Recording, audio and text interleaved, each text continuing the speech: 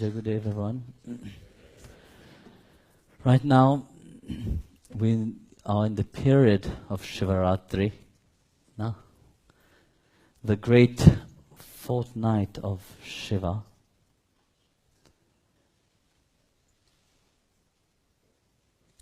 So, that night must be very special, no? So why is that night special? You know, throughout every month there is Shivaratri. There's not only once a year.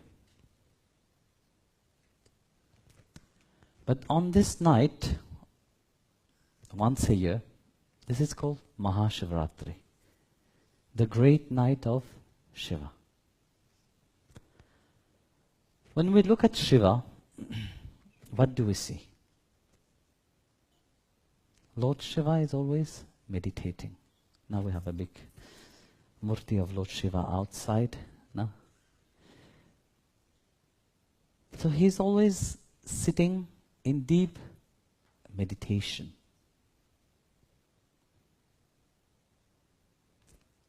Why would Shiva need to meditate? He's one of the Trinity, Brahma, Vishnu, Maheshwara. No? When we look at them, all three, very often you will see Brahma is meditating, Vishnu is meditating, as in Badrinath, when you look at Badri Vishal, he's always sitting in meditation. And you see even Lord Shiva is meditating. You see, if you are meditating, you have to meditate on something. You can't meditate on nothing.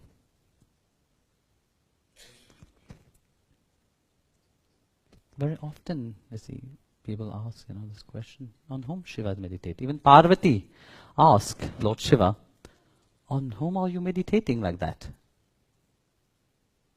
You, which the world consider to be Trilok, the Lord of this world, on whom are you meditating? Lord Shiva said, I'm meditating on the Supreme Narayana himself. In Ramcharitramanas, Tulsidas wrote that Shiva said that I'm meditating upon Rama. And when in Rameshwaram, they said Rama is Mahavishnu. They said, why are you worshipping Lord Shiva? But this is the connection between these two, between Brahma, Vishnu and Maheshwara. So whenever the Lord incarnate, Shiva also want to incarnate. Why does Shiva need to incarnate? Shiva need to incarnate to serve the Lord himself. So every time he have to come because of their relationship, because the love they share for each another. Often we try to separate them, but these three you can't separate. Where there's creation, there must be protection, there must be destruction. That's what the three G-O-D stand for. No, God, generator, operator, and destroyer. So these are the three aspects of life. No? You are born, you are sustained, you are going through life, and then you will have to die. Unless you rise above, like Mahaavatar Babaji, like many other great saints have reached. But in the natural process, it is like that. When we look at Lord Shiva, he's sitting in meditation. If you analyze Lord Shiva himself, you see, how he is, what he symbolizes this unity. The whole body of Lord Shiva symbolizes unity. The whole family of Lord Shiva symbolizes unity. There is no disharmony. There is perfect harmony between. You've seen Lord Shiva have water coming out from his head. No? Ganga. water is cold. No? But behind his head he has fire. Fire and water doesn't go together. But here, they are in harmony.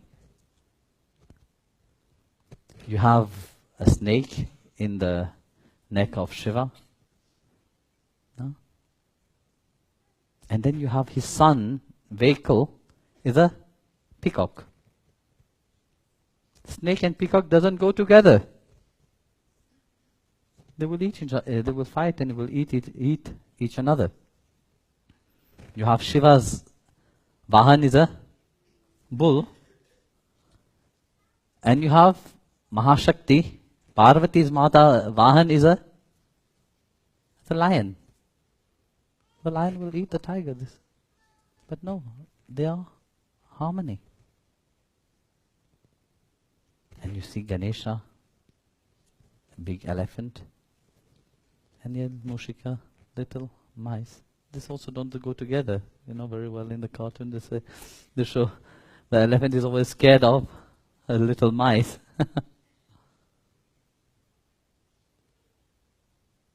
But yet that little mice can carry Lord Shiva, Lord Ganesha everywhere.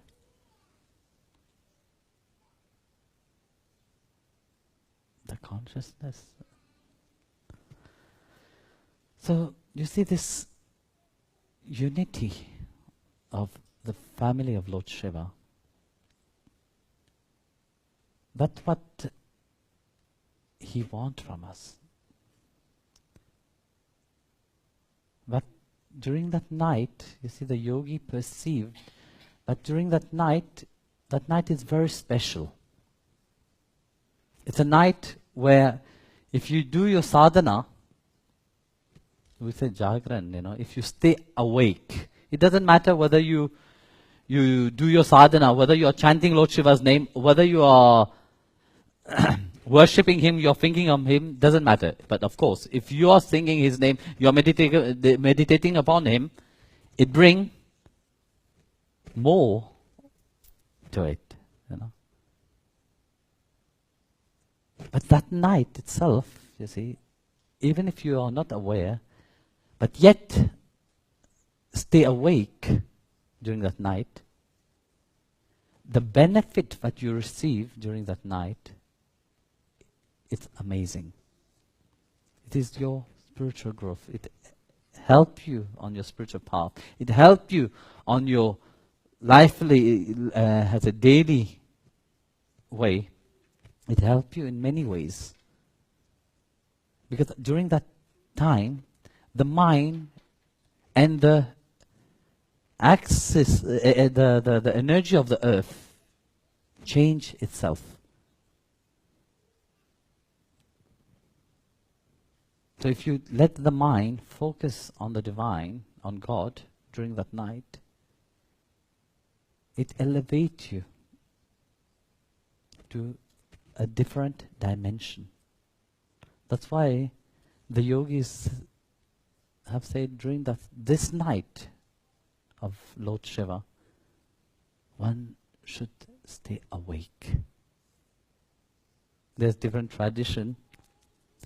There's places in India when during that night they say go to the neighbor's house and throw a stone on the house. Don't do that here. Otherwise it will be different from India. Then when you do that, what you're doing, you're waking the people up. Even if they're sleeping, you wake them up. In Kerala, actually, they do that. Sati was just there.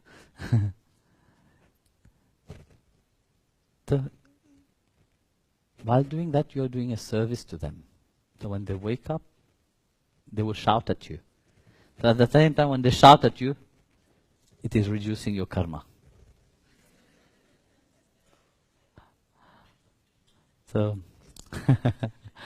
I don't think it is appropriate in Europe to do that. But there's different tradition, But during this night, you're very close to Lord Shiva. Is so pleased with you.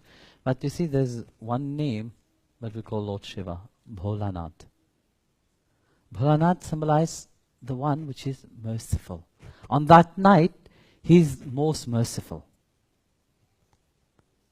And He grant whatever one asks out of devotion. You see, that longing must be there. It's not that say, okay, Swamiji have said, we will go and stay overnight, and we will ask Lord Shiva, give me liberation, or make me realize myself. Of course, Lord Shiva will bless you for that. But that longing must be there. You see, just if you don't show any interest in having realization, you don't show any interest of knowing who God is, then what the use of just because you have heard about realization, asking for that? And then when God will give it to you, you will not know how to handle it. Many are such people. Because the word are fancy to the ears. They ask for many things. But here Lord Shiva is representing, said sadhana is important. You have to transform yourself. And how you will transform yourself? Only when the mind is transcendent. When you transcend the mind, when you go above the mind, when the mind is focused completely upon the Supreme. Yes, Lord Shiva said, I am myself realized fully, but yet I am meditating upon the Supreme Lord Himself. I am meditating upon Narayana. I am meditating upon God.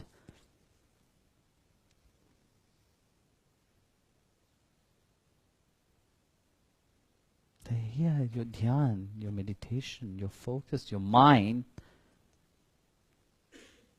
must reach that level.